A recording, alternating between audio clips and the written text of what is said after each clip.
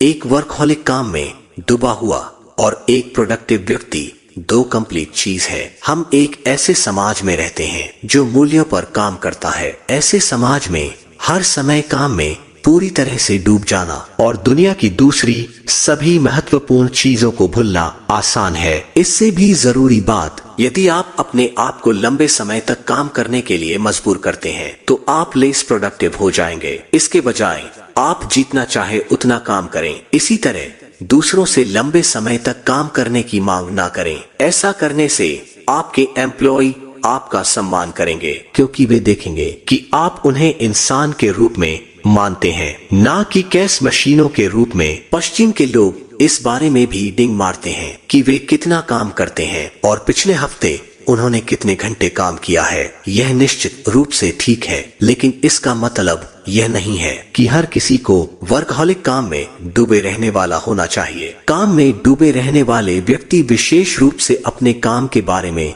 चिंतित है। वे एक ही समय में परफेक्शनिस्ट भी है। यह एक डेडली कॉम्बिनेशन है, क्योंकि इसका मतलब है कि वास्तव में कुछ भी नहीं किया जा सकता है। आइए एक रियल लाइफ एग्जाम्पल ले। मार्क एक अकाउंटिंग फर्म में काम कर रहे थे। अपने पूरे जीवन के दौरान उन्हें अपने जिम्मेदारियों को पूरा करने का जुनून था, पहले स्कूल में और अब अपने काम पर। परिणाम स्वरूप थोड़े से काम टलने के मामूली हिंट पर भी वह बेहद बेचैन हो जाता था। जब भी उसे एहसास हुआ कि उसे काम खत्म करने में थोड़ा अधिक समय लगेगा तो वह इतनी टेंशन में आ गया कि उसने काम पूरा करने के लिए सब कुछ अनदेखा कर दिया। उसने खाना, सोना और बाकी नॉर्मल एक्टिविटीज नहीं की। परिणाम स्वरूप वह लंबे समय के लिए बीमार हो गया और वह उस काम को भी करने के लायक नहीं रहा जो इकट्ठा हो गया था। मार्क एक परफेक्शनिस्ट भी थे। कुछ भी अच्छा नहीं था। वह हमेशा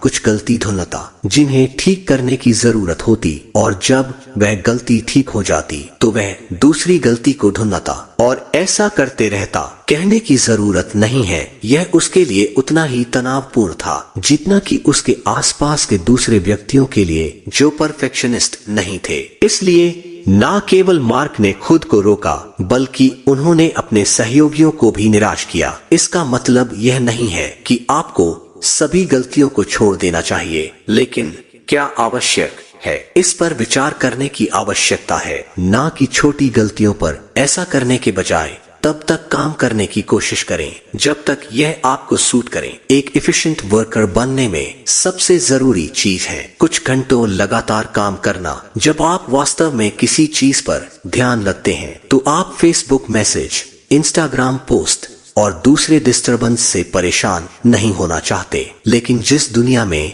हम रहते हैं, इस तरह की चीजों से खुद को अलग करना बहुत मुश्किल है। यही वजह है कि आपको इसके लिए कड़ी मेहनत करनी होगी, खासकर तब जब आप हर 5 मिनट में अपने सोशल नेटवर्क को चेक करने के आदी हो गए हो। यह शायद उन चीजों में से एक है जिसमें जेसन फ्राइड और डेविड हेनीमियर ने सबसे अधिक जोर दिया। वे प्रोग्रामर है और वे अफोर्ड नहीं कर सकते थे कि बेकार की जानकारी से उनका समय बर्बाद हो। यदि आप काम करते वक्त अपने सोशल मीडिया का यूज कम करना चाहते हैं तो बस फोन बंद कर दे या कम से कम इंटरनेट बंद कर दे। अन्य तकनीकें भी है। उदाहरण के लिए आप अपने फोन को कार्यालय में कहीं रख सकते हैं जहां से फोन यूज करना मुश्किल हो। यही कारण है कि आप शायद ही कभी जा पाएंगे और फोन ले पाएंगे। बेशक तरीके और भी है, लेकिन जो आपको सबसे अधिक सूट करता है आप उसे ढूंढें। अगली चीज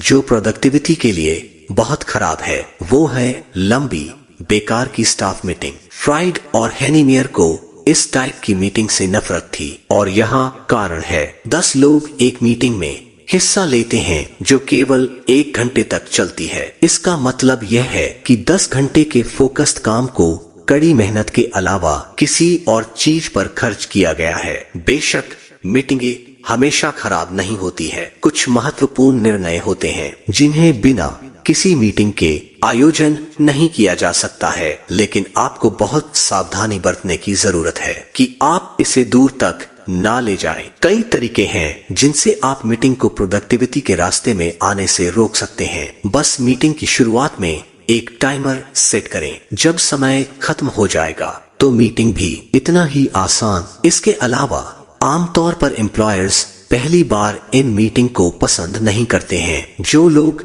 शर्मिले होते हैं वह बहुत सारे लोगों के सामने बोलना पसंद नहीं करेंगे, क्योंकि यह उनकी चीज नहीं है। यही कारण है कि आपको यह नहीं सोचना चाहिए कि मीटिंग के दौरान सब कुछ ऑर्गेनाइज्ड होता है। शर्मिले लोगों के साथ आमने सामने बातचीत हमेशा बेहतर होती है। इस तरह की बातचीत में उन्हें और पीछे रखा जा सकता है, जिससे वह शायद बेहतर सुझाव दे पाएंगे और आखिरकार यह उनके लिए बहुत कम स्ट्रेस वाला होगा। आपको अपना बिजनेस शुरू करने के लिए जितना सोचते हो उससे कम की जरूरत होती है। आज के लोग फ्यूचर को लेकर बेहद सतर्क है। वे अपना समय और पैसा किसी ऐसी चीज में नहीं लगाते जब तक कि उन्हें पूरी तरह से यकीन नहीं हो जाता कि वह काम उनके लिए फायदेमंद होगा। यही कारण है, बहाने हैं। मान लीजिए कि आपको अपने ही शहर में एक वियतनामी सिंपल रेस्टोरेंट खोलने का आइडिया आया है। आप वियतनामी खाना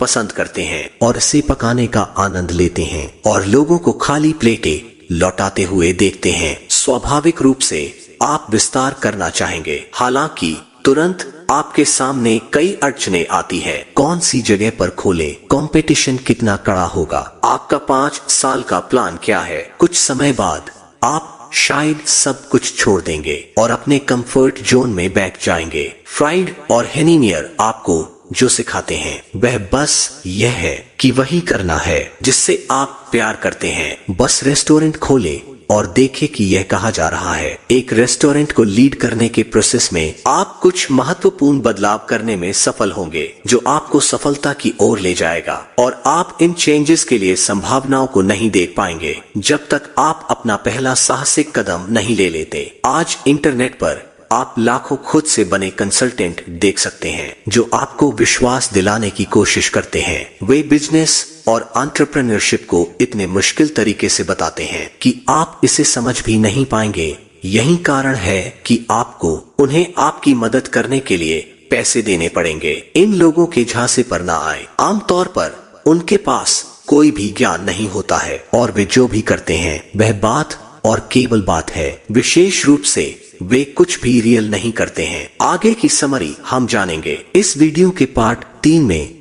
आज के इस वीडियो में इतना ही। जल्द मिलते हैं इस समरी के अगले पार्ट के साथ। तब तक के लिए जय हिंद, वंदे मातरम। अपना और अपने प्यारों का ख्याल रखें। वीडियो अच्छी लगी हो तो वीडियो को लाइक शेयर करना ना भूले। इसी तरह के और समरी से रूबरू होने के लिए हमारे चैनल द समरी वर्ल्ड को सब्सक्राइब करें। तो दोस्तों, आपको आज का हमारा यह बुक समरी कैसा लगा और इस बुक समरी से आपको क्या सीखने को मिला, मुझे नीचे कमेंट करके जरूर बताएं और इस समरी को अपने दोस्तों के साथ शेयर जरूर करें। आपका बहुमूल्य समय देने के लिए दिल से धन्यवाद। Wish you all the very best.